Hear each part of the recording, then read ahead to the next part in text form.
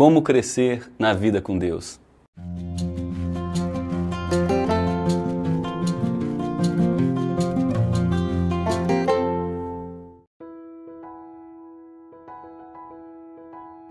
O objetivo de Pedro nesses versos é estimular os crentes a amadurecerem na fé e crescerem na relação com Deus por meio de Cristo. Pedro oferece as condições para que esse crescimento ocorra e nos brinda com razões valiosas para nos aproximarmos regularmente de Jesus, o fundador e sustentador da igreja. O capítulo 2 inicia com a conjunção portanto ou por isso. Significa que há uma ligação com os versos anteriores. Nos versos 13 a 25 do capítulo 1, Pedro argumenta que a obra de Cristo resultou em 3 propósitos muito claros. Em primeiro lugar, nos purificar para uma vida separada, que vive em santidade.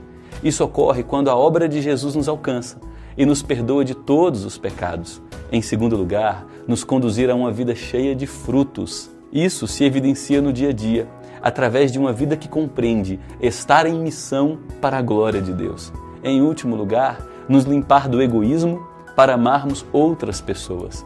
Esse amor deve ser marcado por dedicação entusiasmada e cheia de fervor.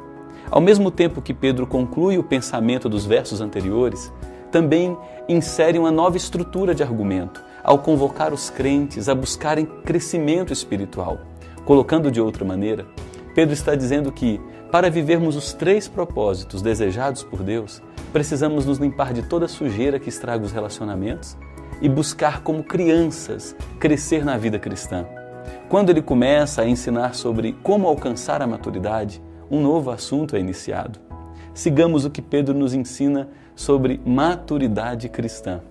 Em primeiro lugar, para crescermos em maturidade cristã, é necessário nos livrar de tudo que estraga os relacionamentos.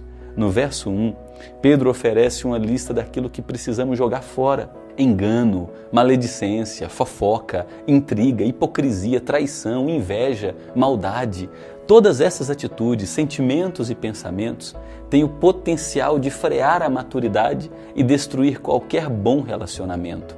Em segundo lugar, para crescermos em maturidade cristã, é necessário fazer uso de um bom alimento espiritual.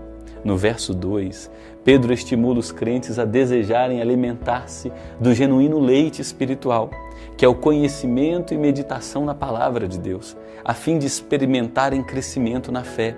A comparação que Pedro faz é marcante. Sugere aos cristãos terem o mesmo apetite de uma criança recém-nascida, que ao beber o leite materno recebe todos os nutrientes que seu corpo precisa, imuniza-se contra várias enfermidades e cresce com saúde e maturidade.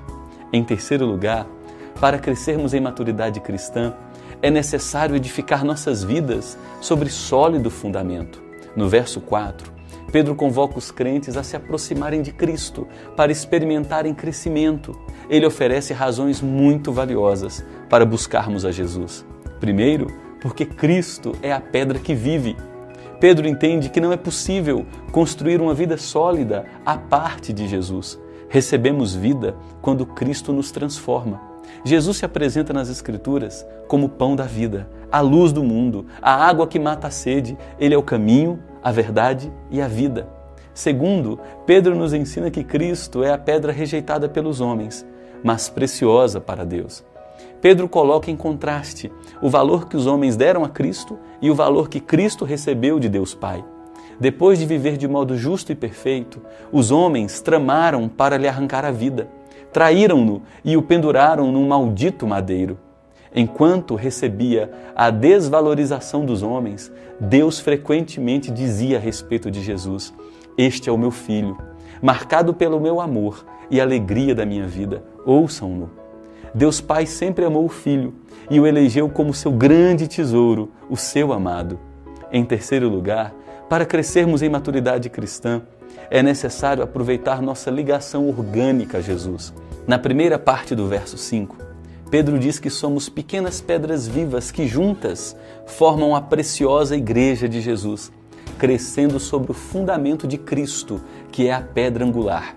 Pedro compreende que, se Jesus nos purificou, fomos conectados organicamente a Ele. Se Jesus é a pedra principal que sustenta todo o edifício, somos as pequenas pedras usadas na consolidação de sua bela e amada igreja. Jesus chama uma multidão, espalhada por todas as partes do planeta, para formar um povo exclusivamente seu. Em quarto lugar, para crescermos em maturidade cristã, é necessário compreender que somos casa espiritual. Na segunda parte do verso 5, Pedro amplia seu argumento dizendo que não somos apenas pedras vivas, mas fomos feitos residência de Deus, através de seu Espírito Santo que habita em todos os que creram em Cristo para a salvação. A Bíblia também chama os crentes de templo do Espírito Santo. A igreja, que é o corpo de Cristo, é também habitada por sua doce presença. Que verdade maravilhosa! O próprio Deus fazendo morada em seu povo, sustentando-o em todas as dificuldades, consolando-o e conduzindo todas as coisas para um fim glorioso. Em quinto lugar, para crescermos em maturidade cristã, é necessário cumprir nossa missão. No fim do verso 5, Pedro nos presenteia com outro belo ensino.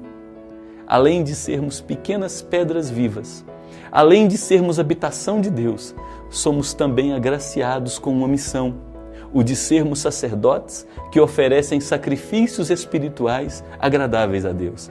No Antigo Testamento, os sacerdotes representavam o povo diante de Deus. Com a obra perfeita de Jesus, o véu do templo se rasgou de alto a baixo. Isto significa que seu sacrifício nos deu livre acesso ao trono de graça. Fomos feitos sacerdotes, não precisamos mais de mediadores, não há distinção entre clérigos e leigos. Todos os que estão em Cristo gozam de livre acesso a Deus. Agora podemos viver para apresentar sacrifícios espirituais. Podemos compreender sacrifícios espirituais como uma vida que entrega a Deus sua vontade, suas emoções, seus desejos e projetos. Passamos a viver segundo a vontade de Deus, vivendo separados do pecado e realizando obras de socorro a quem sofre, que são a expressão natural de um coração transformado e misericordioso. Também oferecemos sacrifícios espirituais, proclamando as boas novas de salvação e nos dedicando a ajudar todos os que creram a guardar todas as coisas que Jesus nos confiou.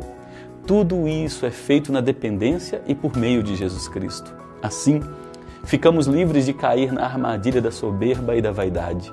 Tudo o que fazemos só tem valor se for feito através da mediação de Jesus Cristo. Em último lugar, para crescermos em maturidade cristã, é necessário estarmos alicerçados em Jesus. Nos versos 6 a 8, Pedro coloca os crentes e sua principal convicção de um lado e os ímpios com sua grande rejeição a Jesus de outro. A verdade mais preciosa para os crentes é que Cristo, o Filho amado do Pai, a pedra que sustenta toda a igreja, é nosso grande Salvador e único Senhor.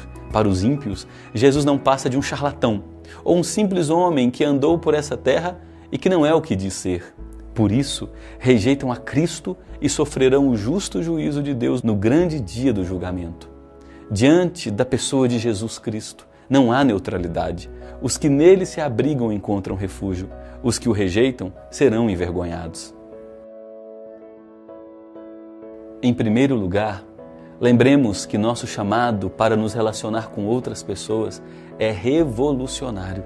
Devemos nos despir da roupa da inveja, calúnia, difamação, intrigas, fofocas, mexericos e tudo mais que contamina uma boa amizade.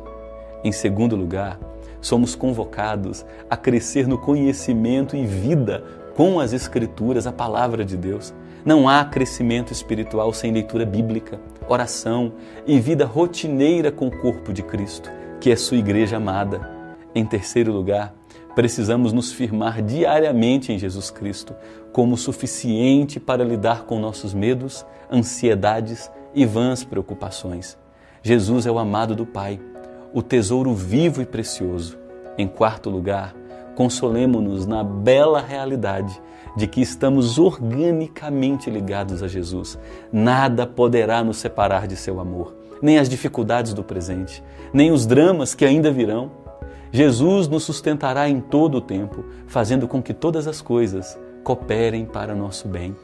Em quinto lugar, temos a presença de Deus fazendo morada em nós.